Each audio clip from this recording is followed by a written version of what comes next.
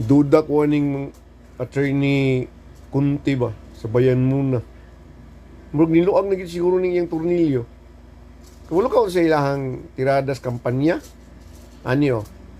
Kung mudaog daw ko ng bayan muna, ang sweldo daw sa mga trabahante dugagag 1,000.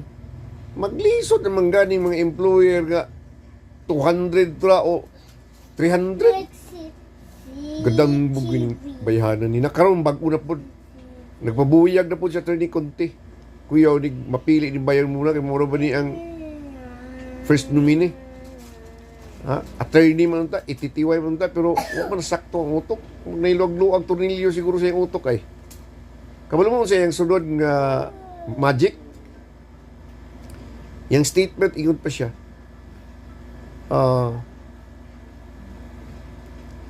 Mga dato lang na makakuha og passport, visa.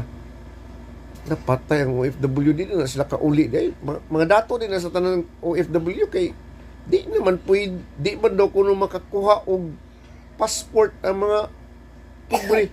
Mga dato naman daw, mga tunahan naman daw.